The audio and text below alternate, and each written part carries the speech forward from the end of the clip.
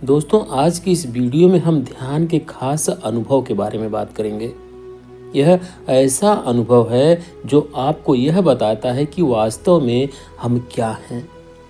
आपने यह सवाल ज़रूर सुना होगा जिसमें लोग अपने आप से पूछते हैं कि मैं कौन हूँ, और इसका उत्तर ढूंढते रहते हैं, मैं कौन हूँ। अगर वह यह भी पूछ लें कि मैं क्या हूँ, तो यह और गहराई तक चला जाता है। दोस्तों, आज आपको अपना अनुभव बता रहा हूँ। बहुत समय पहले जब मैं ध्यान कर रहा था, तब एक ऐसा समय था कि मेरे भीतर बहुत सारी नकारात्मक ऊर्जा भरी हुई थी और जिसका मुझे एहसास भी नहीं था। पर जैसे जैसे मेरा ध्यान गहरा होता चला गया, तब मैंने इस चीज का अनुभव किया कि मेरे भीतर बहुत सारी नकारात्मक ऊर्जा घूम रही है, जिसके कारण मुझे क्रोध आता है, जिसके कारण मैं चिंतित रहता हूँ, परेशान रहता हूँ, जिसके कारण मैं सही निर्णय नहीं ले पाता हूँ, जिसके कारण मैं क्या करूँ यह समझने में मैं असमर्थ हो रहा हूँ।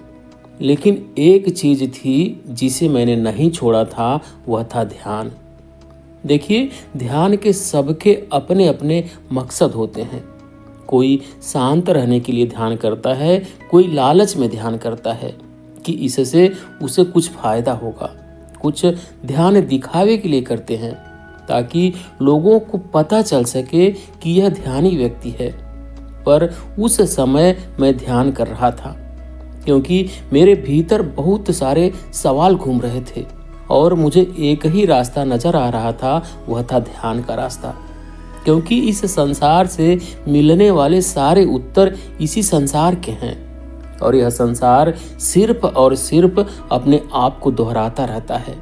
यहाँ कभी उत्तर नहीं मिलते। मेरे सवाल थे कि मैं यहाँ क्या कर रहा हूँ। सब जन्म लेकर मर ही क्यों जाते हैं? जन्म से पहले क्या और मृत्यु के बाद क्या हो जाता है? ये लोग आपस में लड़ते झगड़ते क्यों रहते हैं? हम सब परेशान क्यों हैं? आखिर जब जन्म लेना है और मृत्यु तक वही काम करने हैं जो सभी पुराने लोग करते आ रहे हैं और ऐसे ही मर जाना है, तो मैं यहाँ क्या कर रहा हूँ? इस दुनिया में यह सब क्या हो रहा है? ऐसे ही बहुत सारे सवाल मेरे मन में चलते रहते थे। यह सवाल मेरे मन में तब तक रहे जब तक कि मुझे मेरे ध्यान का पहला गहरा अनुभव नहीं हुआ था। ध्यान के बहुत सारे अनुभव होते हैं।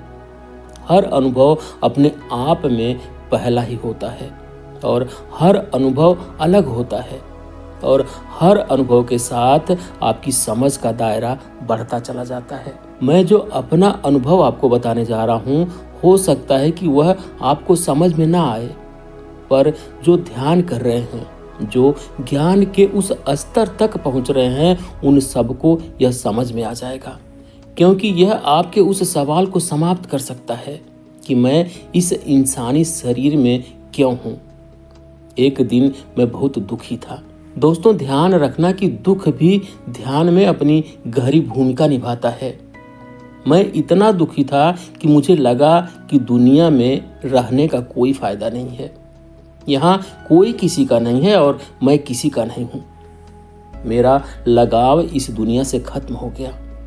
रात को ध्यान में बैठा था और मैं पूरी तरीके से अपने भीतर ही था, क्योंकि दुख के कारण मेरा वैराग्य बहुत चरम सीमा पर था। बाहर की ओर जाने का कोई रास्ता नहीं था, क्योंकि बाहर जाने की मुझे कोई इच्छा नहीं थी और मुझे बाहर से किसी से कुछ चाहिए भी नहीं था। उस समय मैं यह सोच कर बैठा था कि यहीं बैठे बैठे सब समाप्त हो जाए तो ज्यादा अच्छा रहेगा। रात होती चली गई, समय बीतता चला गया।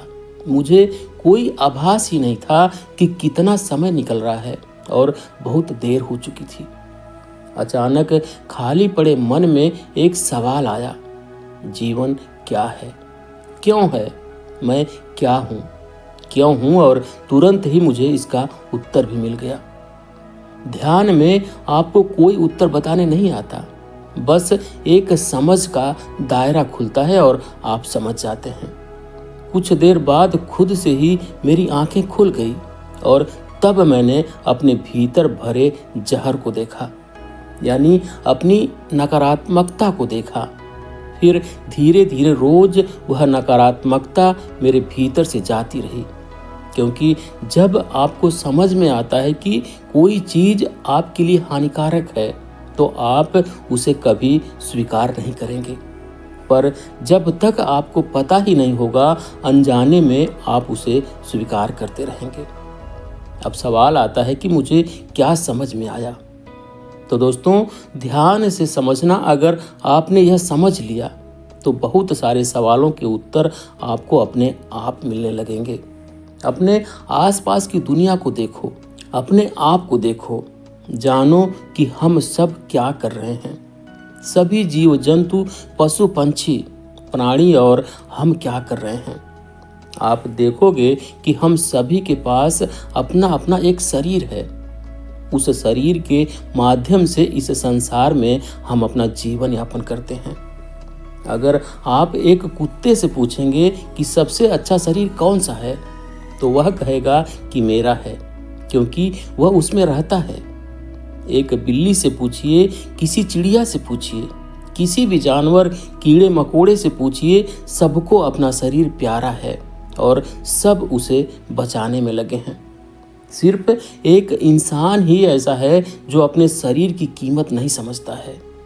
इंसान यही समझता है कि वह बाकी प्राणियों से बहुत आगे है, पर ध्यान से आप देखेंगे तो आपको पता चलेगा कि हम उन बाकी प्राणियों से भी घटिया जीवन जीते हैं। हम जितना दुख लेकर चलते हैं कोई प्राणी नहीं लेकर चलता। हम जितना चिंतित रहते हैं कोई प्राणी चिंतित नहीं रहता। हमारे मन में जितने सवाल हैं किसी और प्राणी के मन में इतने सवाल कभी उत्पन्न नहीं होते। तो हम उन सभी प्राणियों से बहुत पीछे हैं जिनसे आगे हम अपने आप को समझ बैठे हैं। अब आप इंसानों की दुनिया को देखो, कोई लड़ रहा है, कोई झगड़ रहा है, कोई हंस रहा है तो कोई रो रहा है, कोई सुखी है तो कोई दुखी है। किसी को जमीन चाहिए, किसी को सुंदरता, तो किसी को वासना चाहिए, तो कोई बस अपने आप को शक्ति प्रदर्शन करके आगे दिखाना चाहता है। कोई ईमानदार है तो कोई बेईमान है। बहुत छोटी छोटी बातों के लिए लड़ते झगड़ते अपना जीवन ऐसे ही व्यतीत कर देना इंसान का जीवन है और मृत्यु तो सत्य है। आप सभी जानते हैं मृत्यु के समीप पहुंचकर पछताना यही इंसानी जीवन है। दोस्तों, अब जो मैं बताने जा रहा हूं मेरी बात को ध्यान से सुनना और समझना। इंसानों के पास एक ही चीज है जो बहुत कमाल की है और वह है उनका शरीर। एक इसी चीज में मनुष्य बाकी प्राणियों से अलग है। आपको क्या लगता है कि हम जन्म क्यों लेते हैं? स्कूल जाने के लिए, पढ़ने के लिए, पद प्राप्त करने के लिए, या शादी करके बच्चे पैदा करने के लिए, या पोते पोतियों को खिलाने के लिए, या बस अपनी पीढ़ियों को बढ़ाने के लिए, ताकि वह सभी यही सब करते करते मर जाएं? नहीं, हमारे जन्म लेने का उद्देश्य सिर्फ इतना ही है कि हम इस शरीर को चला सकें। चलाने से आप यह मत समझ लेना कि हमें रोज उठना है, अपना काम करना है और सो जाना है। यह तो हम कर ही रहे हैं, और यह काम तो सारे प्राणी यानी सारे शरीर करते हैं। मैं इसका आपको एक उदाहरण देके समझाता हूँ। एक जंगली व्यक्ति को जंगल में एक बंदूक मिली। वह बंदूक से अनभिज्ञ था। उसके लिए यह बिल्कुल नई चीज थी।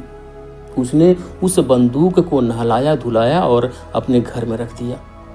धीरे धीरे उन जंगली लोगों ने जब उस बंदूक को देखा तो उन्होंने उसे पूजना शुरू कर दिया।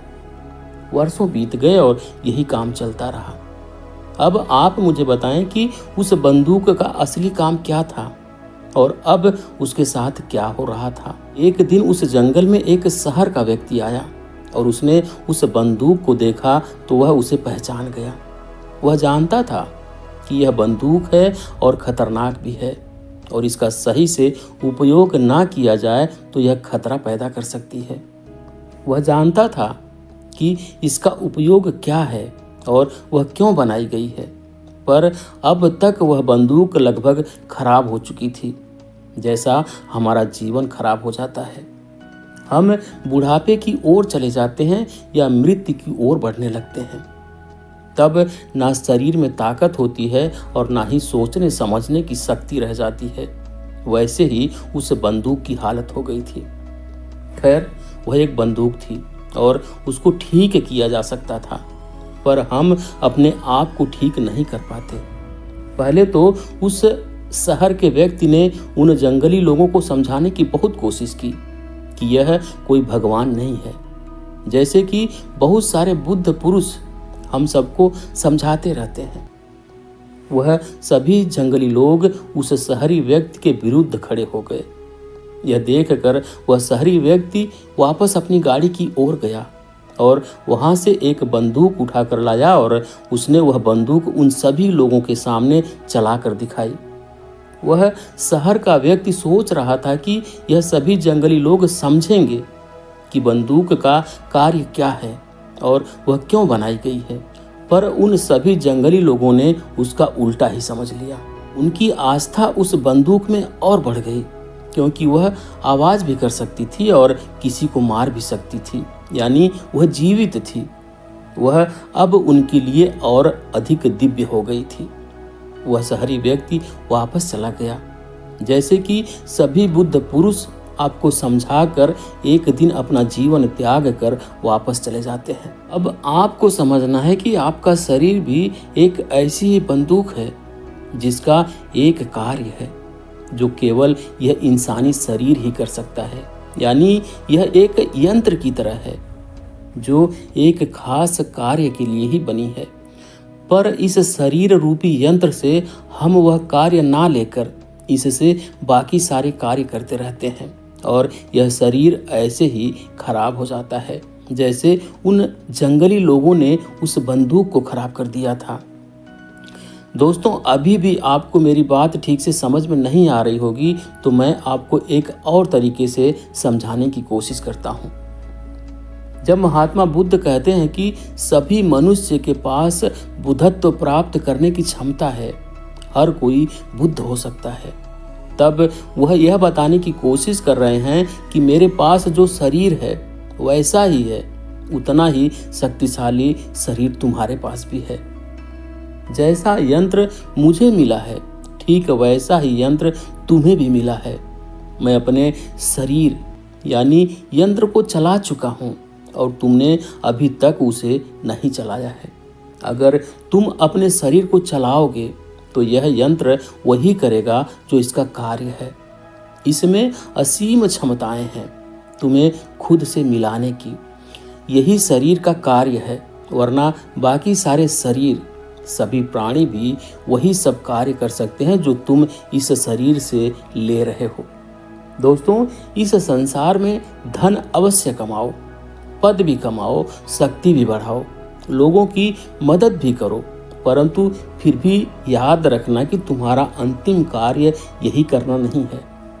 इतने कीमती यंत्र को अगर तुमने बिना चलाए ही जाने दिया तो यह तुम्हारी गलती होगी।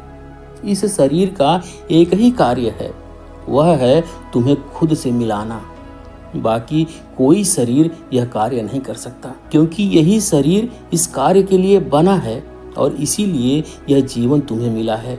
बाकी सारी चीजें इसके बाद आती है, चाहे वह इस दुनिया में आपके लिए कितना भी खास क्यों ना हो, कोई मायने नहीं रखता अगर आप इस यंत्र को चला ना सके। और यह चलता है आपकी बढ़ती हुई समझ से, और समझ बढ़ती है ध्यान से। उस दिन जब मुझे यह समझ में आया तो मैं उन चीज़ों के लिए बेफिक्र हो गया जिनके लिए मैं परेशान हो रहा था, क्योंकि अब मैं यह देख सकता था कि जिन चीज़ों के लिए मैं आज परेशान हो रहा हूँ, सदियों से सभी उन चीज़ों के लिए परेशान हो रहे हैं और वह कभी कुछ नहीं कर सके। इस यंत्र के ना चलने का एकमात्र कारण यही है कि हम उन सभी चीज़ों के लिए परेशान हैं जिनका कभी कोई समाधान किसी के पास नहीं रहा है। इसका मतलब यह नहीं है कि मैं यह कह रहा हूं कि आपके जीवन में कोई समस्या है तो उसका समाधान मत कीजिए। बंदूक को चलाने के लिए उसका रख रखाव बहुत जरूरी होता है। इस संसार में इस शरीर को स्वस्थ रखना, चिंता मुक्त रखना बहुत जरूरी है, और यह तभी होगा जब आप इस संसार की जिम्मेदारियों को भी सही तरीके से निभा सकेंगे। पर वह सभी जिम्मेदारियां पहली प्राथमिकता नहीं है, परंतु वह सब जरूरी है। अगर आप अपने लिए धन नहीं कमा सकते तो आप भूखे मर जाएंगे, तब शरीर को कैसे चलाएंगे? अगर आप धन कमाने के लिए परेशान और चिंतित होंगे, दुखी होंगे, तो आप धन कैसे कमाएंगे? इसलिए दिमाग को शांत रखकर अपना बेहतर प्रयास करते रहना चाहिए, सफलता अवश्य मिलेगी। दोस्तों, याद रखना यह आपके सामने है। इतिहास उठाकर देखना कि लोग अपना जीवन कैसे खराब करते हैं। हो सकता है कि मैं आपको कुछ समझाने में असफल रहा हूं, पर अगर आप समझ गए हैं कि आप में और बुद्ध में कोई अंतर नहीं है, आपके पास भी समान क्षमताएं हैं, तब आप अवश्य अपने जीवन को एक नई दिशा दे सकेंगे। ज्ञान अगर सभी तक ना पहुंचे तो वह किसी काम का नहीं होता। इसलिए जितना हो सके इस ज्ञान को लोगों तक पहुंचाने का प्रयास करें। तो दोस्तों, वीडियो को लाइक करें, चैनल को सब्सक्राइब करें। धन्यवाद।